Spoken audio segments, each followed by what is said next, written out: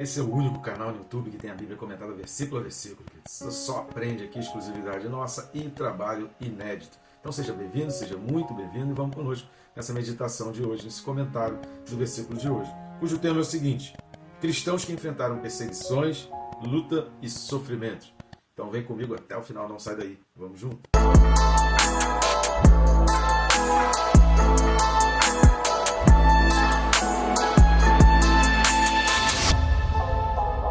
Rapidamente clica aí no botão de se inscrever, né? Está assistindo e ainda não está inscrito, nos ajude aumentando o número de inscritos, já se inscreve logo no canal, aproveita e clica no sininho. Clicando no sininho, você é notificado, né, a cada vídeo novo, e assim que a gente vai postando o vídeo, você já tem a notificação desse vídeo novo e você consegue acompanhar, além de se disciplinar, está estudando a palavra de Deus.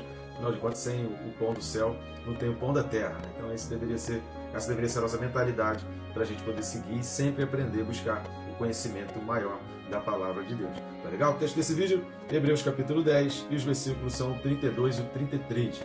Hebreus 10, versículos 32 e 33 diz assim: lembrai-vos, porém, dos dias anteriores, em que, depois de iluminados, sustentastes grande luta e sofrimentos, ora expostos como espetáculo, tanto de opróbrio quanto de tribulações, ora tornando-vos coparticipantes com aqueles que, desse modo, foram tratados. Muito forte, e aqui esses dois versículos nos ajudam um pouco a situar, eles são fundamentais para a gente entender a época em que essa carta foi escrita, porque a gente precisa sempre entender o contexto histórico em que cada texto bíblico está sendo escrito. Isso ajuda a gente a entender mais ainda a palavra de Deus. Então é fundamental a cada carta, a cada livro da Bíblia, antes de você ler, você tentar se situar em qual período histórico aquela carta está escrevendo. Então, esses dois versículos são fundamentais para a gente entender isso, e é um pouco do que a gente vai falar nesse vídeo. Só que antes, eu queria te pedir ajuda. Nós fazemos esse trabalho totalmente independente, não temos ajuda de nenhuma instituição, e o nosso objetivo aqui, querido, é estar abençoando vidas, estar levando conhecimento da palavra de Deus, ajudando pessoas a fugir do pecado, a ter uma vida de santidade, a ter uma vida mais de acordo com os propósitos de Deus, entender mais a palavra de Deus. Muita gente diz que a Bíblia é muito difícil de ler, é difícil de entender. Então a gente está aqui para te ajudar a esclarecer, elucidar textos que às vezes são muito complicados, e a gente tem tentado deixar aqui, além de ter um material aí inédito e vasto, né? Nós já passamos aí dos 700 vídeos, com 700 versículos, mais de 700, né? Que alguns vídeos têm mais de um versículo, comentando a respeito da Bíblia. E como que você pode estar nos ajudando? Existem várias formas. Uma delas é de graça. Não vai custar nada, é rápido e fácil. Você vai fazer o famoso triplo C: curtir, comentar e compartilhar. E assim você vai estar indicando, né? Curtindo e comentando no YouTube. Tem um algoritmo que ele começa a mostrar aquelas notificações, fazer as indicações de vídeo para algumas pessoas. E quando você compartilha, você vai além do algoritmo do YouTube. Você pode fazer pessoas que nunca receberiam essa indicação do YouTube receber a indicação do vídeo. Muito bom isso, e assim a gente aumenta o nosso alcance. Jesus disse: ide pelo mundo pregar o evangelho a toda criatura. Nunca foi tão fácil agora por meio da internet. Outra maneira que você também pode estar ajudando o nosso canal e o nosso ministério é indo aqui na descrição do vídeo, clicar ali no mais, você vai ter o primeiro link. Vai abrir um menu semelhante ao que vai abrir que você lê esse QR Code. Aqui do lado tem um QR Code que também vai abrir esse mesmo menu. E o que tem nesse menu? As diversas formas que você pode estar adquirindo o livro, os livros que eu escrevi, são esses que a capa já está começando a aparecer aqui do ladinho. São livros assim, meditações imprescindíveis, livros realmente que vão mudar e transformar a sua mente. E você pode estar adquirindo no Mercado Livre, na Amazon, nosso canal na Amazon, em papel, em formato digital, no Hotmart, em formato digital. Enfim, tem várias alternativas aí que você pode pesquisar, ver o melhor preço, ver a melhor condição. O formato digital eu acho legal porque você não paga frete e imediatamente você já tem as mãos ali para ler. Então fica aí a sua escolha, tem um menu de opções, então é só escolher uma ali e você vai estar ajudando no nosso canal aqui também, no nosso ministério. Tá legal? Então vamos lá? A primeira coisa que a gente precisa ver, para a gente até entender também um pouco desse contexto histórico, da época em que isso aqui foi escrito, é a gente ler o relato lá do livro de Atos. Porque a época em que isso aqui está sendo escrito é a época de Atos capítulo 18. Então vamos dar uma lida lá? Atos capítulo 18, versículos de 1 a 3. Atos capítulo 18, versículos de 1 a 3 diz assim: depois disso, deixando Paulo Atenas, partiu para Corinto. Lá encontrou certo judeu chamado Áquila, natural do Ponto, recentemente chegado da Itália, com Priscila sua mulher, em vista de ter Cláudio decretado que todos os judeus se retirassem de Roma. Paulo aproximou-se deles, e posto que eram do mesmo ofício, passou a morar com eles, e ali trabalhava, pois a profissão deles era fazer tendas. E todos os sábados discorria na sinagoga, persuadindo tanto judeus quanto gregos. Aqui discorre um pouco sobre o que estava acontecendo, e por citar o nome de Cláudio, isso encaixa o texto de Atos, ou pelo menos do que estava sendo relatado em Atos 18, né? Não exatamente de quando Atos foi escrito, mas o que estava sendo relatado em Atos 18, juntamente com o que está sendo relatado aqui em Hebreus, em virtude de se tem uma faixa de tempo. O que aconteceu nesse período de tempo, né, entre o nascimento de Jesus e o ano 70? Todo o Novo Testamento ele foi escrito nesse período, a exceção de Apocalipse, que já foi escrito já depois, né, depois de Nero. Mas Nero, que foi em 64 depois de Cristo, começou uma perseguição muito mais severa, muito mais sangrenta. Dificilmente Paulo tivesse participado dessa perseguição a Nero, que provavelmente ele teria encaixado, teria falado de Nero, então provavelmente Paulo morreu ali antes de ser iniciada essa perseguição exatamente de Nero, provável, né? Ninguém sabe a data exata, mas são episódios que foram acontecendo. E no ano 49, que é exatamente o edito de Cláudio. Então esse imperador Cláudio, no ano de 49, editou um decreto e ele começou uma perseguição que durou, na realidade, durou de 41 a 54, né? Mas em 49 ele decretou o confisco de bens. Então as casas eram confiscadas, você vai ver isso lá no Edito de Milão, a gente vai falar daqui a pouco, no ano 313, com a conversão de Constantino, ele põe fim à perseguição e começa a devolver os bens que tinham sido tirados, eram colocados em asta pública, eram colocados uma espécie de leilão para as pessoas comprarem. Então todos os bens, tanto de judeus quanto de cristãos, eles eram confiscados, então as pessoas entravam nas casas e tiraram, exatamente a semelhança de algumas ideologias aí, que tem gente que ainda vota em gente que defende isso. Então, em 49, Cláudio editou um decreto que expulsava, na prática, os judeus de Roma. Então, não permanecia, não só em Roma, como em todo o Império Romano, nenhum tipo de religião, seja judaico ou cristã. E aí começou a se afastar. No ano 70, houve, enfim, a destruição do templo e os judeus foram completamente expulsos de Israel, que fazia parte, então, do Império Romano. No ano 70, os judeus foram completamente expulsos e até o seu próprio templo foi destruído. Mas isso já foi dentro dali do governo de Nero. Cláudio governou de 41 a 54. E aí de 41 a 49 ele infligiu forte perseguição, mas no ano 49 ele editou um decreto falando assim, o jeito de acabar com esse povo é exatamente confiscando os bens, as casas dele, todos os bens dele vão passar a ser do Império Romano e eles ou morrem ou são expulsos dali, tem que sair. E aí aquilo que aconteceu com Priscila e Áquila, lá no capítulo 18 de Atos que a gente viu, e que Paulo estava ali. E Paulo acabou se utilizando desse momento para pregar também aos judeus nas sinagogas. A gente precisa entender que nessa época não havia igrejas, né? Não tinha igreja. Quando a gente lê no Novo Testamento igreja, o que era igreja? Era o que acontecia na casa de Priscila e Áquila, era o que acontecia na casa de Maria, era o que acontecia na casa, né, da avó de Timóteo. Então essas casas eram chamadas igrejas, porque igreja no grego é eclésia, que é uma assembleia. Então a palavra igreja, a palavra eclésia no Novo Testamento, não se refere a uma organização, a um templo, mas se refere a uma reunião. Então toda vez que tinham pessoas reunidas periodicamente para louvar e agradecer o Senhor, aquele grupo era chamado de igreja. Semelhante ao que acontece hoje. Se você conhece uma igreja que trabalha em células, ou pequenos grupos, né, chamados de PGs, ou grupos de vida, chamados de V, ou life groups, né? Então cada igreja, cada denominação coloca e encaixa ali o nome, mas se conhece uma igreja que trabalha com essas reuniões semanais nas células, na realidade, no Novo Testamento, isso é que seria a igreja, não aquela congregação junta no templo ali, porque não existia isso, não tinha isso. Então Paulo pregava nas sinagogas, porque não tinha igreja, não tinha púlpito, não tinha uma organização como igreja. E esses versículos 32 e 33 de Hebreus 10, eles vão encaixar no tempo. Por quê? Porque se essa carta aos Hebreus tivesse sido escrita depois da perseguição infligida por Nero, que foi uma perseguição muito mais violenta, o que está escrito em Hebreus 12, 4, que a gente vai ler daqui a pouco, não estaria. Certamente a mensagem, e haveria um capítulo aqui, haveria um longo trecho dedicado ao sofrimento, porque a perseguição de Nero foi muito violenta, as pessoas eram queimadas, né, a chamada vela romana. O que era a vela romana? Eram cristãos que eram presos aos postes e incendiados para iluminar a cidade. Então havia vários postes e os cristãos, foi criada ali então a vela romana, que eram cristãos sendo queimados para iluminar a cidade durante a noite. O Coliseu de Roma era utilizado para jogar os cristãos, e o divertimento, né, o futebol da época, o campeonato romano da época, era ficar vendo cristãos serem perseguidos por leões, e aí o povo vibrava, torcendo pelos leões, torcendo pelos tigres, à medida que até o último cristão então ser morto. Esse tipo de coisa assim que começou a existir em Nero e que foi durando até o ano 313. Então é importante a gente se situar no tempo, com essa informação, exatamente porque o pior ainda viria sobre o governo de Nero, que incendeia Roma, e aí põe ali a culpa nos cristãos, para que a própria população começasse então a perseguir os cristãos. Mais ou menos como está escrito no livro 1984 de George Orwell, que ele começa a colocar a figura do Big Brother, né, do irmão mais velho, que é aquela figura de que em cada casa tinha que ter um fiscal, né,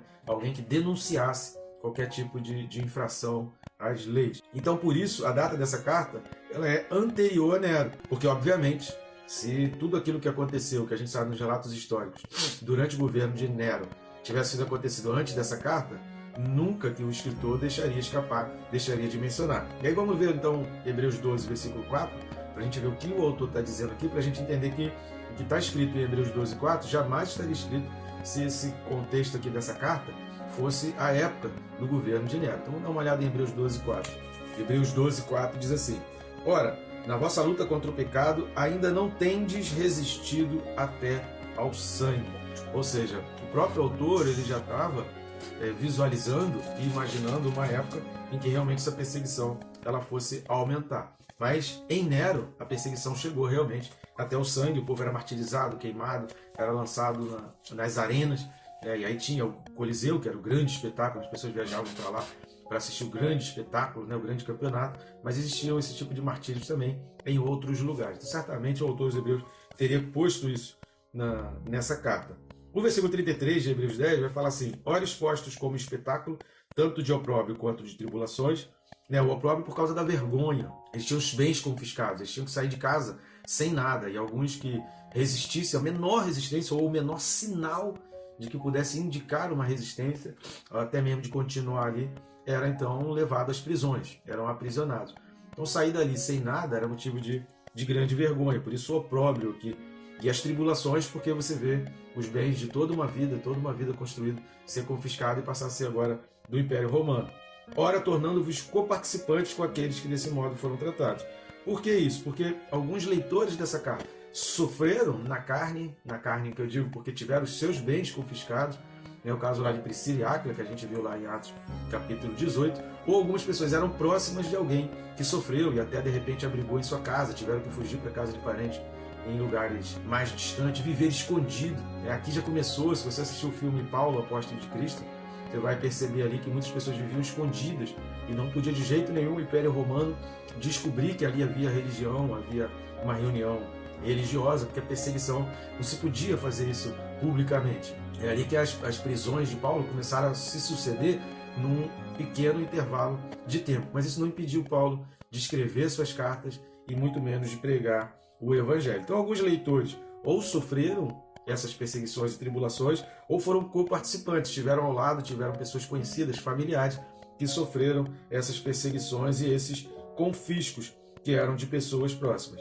A terceira coisa que a gente precisa entender, juntando aí com Hebreus 12, 4, né, esse trecho de Hebreus 10, versículos 32 e 33, junto com Hebreus 12, 4, a gente precisa entender o seguinte: o pior ainda viria com Nero. Porque aí, se no Império Romano, durante o governo de Cláudio, até 54, e depois de Cláudio ali, né, de 54 ali, os outros imperadores que sucederam Cláudio, as perseguições eram, se tivesse pregando, se descobrisse, a partir de Nero a perseguição começou a ser intermitente, e nem cristãos e nem judeus tiveram um dia sequer de paz. E isso durou até o ano 313, mais especificamente até o dia 13 de julho de 313. Por que o dia 13 de julho de 313? Porque foi a data em que foi editado, né, o que é conhecido como Édito de Milão, ou Édito Mediolano. E o que foi esse Édito de Milão? Promulgado em 13 de junho, né, de 313. Foi um documento em que os imperadores, né, o tetrarca Constantino e o tetrarca Licínio, Constantino era imperador do Ocidente, Licínio, então, imperador do Oriente. Com a conversão de Constantino, ele resolveu editar um decreto e, através desse decreto, começava a ter, então, uma certa liberdade religiosa, e a aplicação desse édito ele fez devolver às pessoas os lugares de culto, as casas que tinham sido confiscadas. Começou a ser... É óbvio que quem viveu naquela época descrito aqui da Carta aos Hebreus e do livro de Atos já não existia mais, né? Não tem como uma pessoa que era adulta no ano 49, 50, 53 depois de Cristo, está viva no ano 313. E o que a gente aprende com isso, né? Porque foram cerca de 250 anos aí, né? Mais de 250 anos. Ou se a gente botar só a partir de Nero, não considerar tão violenta a perseguição imposta por Cláudio, eu consideraria, né? Desde 41, mas é que em Cláudio e nos imperadores sucessores essa perseguição não foi tão assim veemente quanto foi a partir de Nero, que foi intermitente e não queria saber, mesmo que não estivesse fazendo nada, mas se tivesse uma denúncia de que era cristão ou era judeu, pronto, ele já era perseguido e começou essas coisas em praça pública, que não acontecia com Cláudio. Né? Essas arenas, perseguições por leões, levar à morte e virar a grande distração do Império Romano, né? O futebol da época, os campeonatos da época, era ver cristãos morrendo, que começou ali a partir de Nero, mas a gente pode botar aí 250 anos de forte perseguição. E o que aconteceu nesse período? O cristianismo só cresceu, o cristianismo só aumentou. Cristãos eram mortos em um único dia. Morriam 100, 200, 300 cristãos num único dia. Imagina que tem igrejas aí que tem cultos diários, né? Tem cultos num domingo, em que 200, 300 pessoas aceitam Jesus. Eu sou de uma igreja, né? Que é a Igreja Batista Atitude, na Barra da Tijuca, em que por domingo são cerca de 150 a 300 pessoas indo lá na frente e aceitando Jesus, por domingo. Agora você imagina que naquela época, vamos contar aí de 60 até 313, durante 260 anos, cerca de 100 cristãos eram mortos por dia, não era por domingo, eram mortos por dia. Cara, e como continuava tendo cristão? Como o cristianismo continuava a existir? E isso precisa estar na nossa mente, porque a gente precisa ter uma mentalidade completamente diferente de hoje. Então esse texto, ele nos ajuda a entender tanto a época em que foi escrita essa carta, como nos fazer refletir por qual motivo a gente está buscando Cristo. Né? Será que a gente está buscando pelos mesmos motivos desse povo que viveu aqui do ano 33, né? Depois de Cristo, né? Que foi o ano que Jesus morreu e ressuscitou, ou 39, né? De acordo aí com o calendário, né? Há uma diferença aí de data. Tem um calendário que Jesus nasceu 6 anos antes de Cristo, né? Mas foi um erro de cálculo que foi consertado depois aí, mas isso é o que menos importa. O que importa é que nesses 250 anos, o que esses cristãos buscavam? Será que a gente está buscando igual a eles? Será que a gente vive um evangelho hoje mais próximo ou mais distante do que o que esses cristãos viviam e que aumentavam? Porque eles perdiam bens, eles viam parentes, um filho, um pai, uma esposa, um marido, um sogro, uma sogra, né? Eles viam um avô, eles viam um neto sendo levados e saber que eles morreriam, que virariam uma vela, que seria queimado no meio da rua, e eles continuando pregando o evangelho, continuando crendo, certos de que na glória eles se encontrariam. Será que essa visão que a gente tem do céu é igual à visão desses cristãos aqui? É um caso para a gente pensar, e é uma meditação que eu quero encerrar esse vídeo, para que a gente pense, será que o cristianismo que eu vivo é o cristianismo que tem que ser vivido? Porque a gente está vivendo tempos que daqui para frente é só o pior, não pense que vai melhorar. É como escreveu aqui Hebreus 12:4. Ainda não tendes passado pelo sofrimento que está por vir. Que a gente pesquise aí na nossa playlist, no nosso estudo sobre Apocalipse, sobre o arrebatamento. Eu creio que haverá o arrebatamento, mas o arrebatamento não vai livrar os cristãos de todo o sofrimento. Se não livrou aqueles cristãos do primeiro século, por que nós seríamos melhores do que eles ali nessa situação? Então vem muito sofrimento até que chegue o arrebatamento. Né?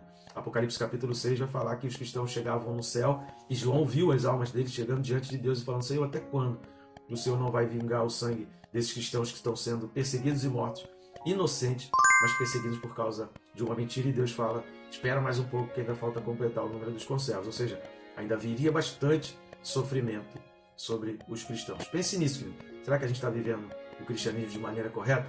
A gente precisa buscar o que é correto, porque se a nossa fé estiver alicerçada, né, em um alicerce, um fundamento que não é sólido, isso não vai se sustentar na hora da tribulação.